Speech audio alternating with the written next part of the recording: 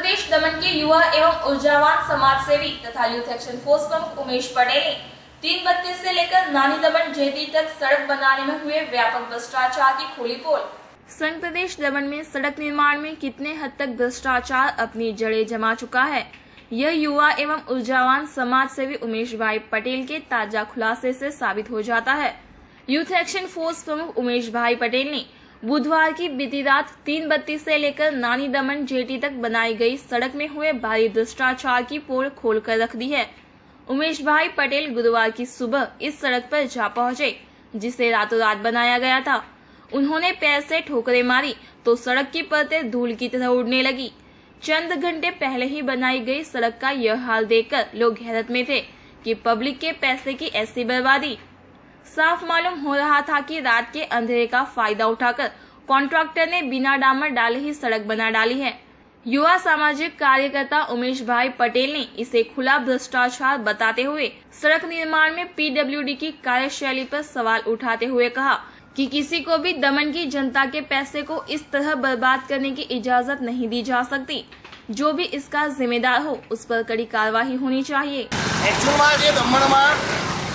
जगह जगह पर रोडो बधा खोदाई गया है અને રોડોની સ્થિતિ એટલી દયનીય છે કે દરેક જગ્યા ઉપર દમણમાં એક બી રોડ સારો નથી। એકચ્યુઅલમાં રોડ જે મસાલ ચોક પર છે તો વારંવાર વર્ષમાં જ્યારથી રોડ બનેલા છે ત્યારથી ખોદાણ ચાલુ, વરસાદ ગયો અને પાછો વરસાદ આવી જાય ત્યારીમાં પણ દમણનો એક બી રોડ બન્યો નહીં।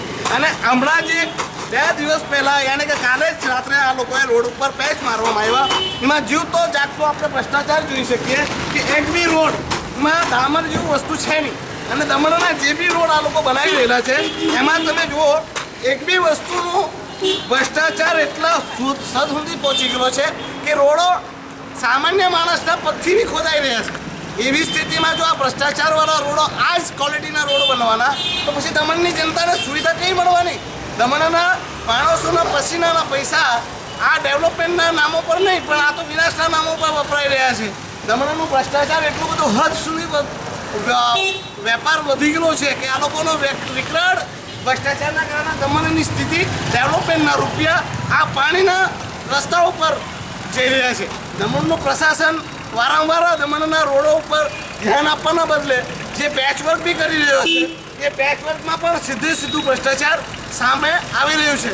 આ દમણની જનતાએ, દમણના પોલિટિશિયને, દમણના સમાજસેવકોએ આગળ આવવાની જરૂર છે અને દમણના વિકાસ માટે કે દમણનું ભંડોળ છે તે સહી રસ્તા ઉપર દમણના ડેવલપમેન્ટ માટે વપરાય તેવા પ્રયાસો કરવાની જરૂર છે।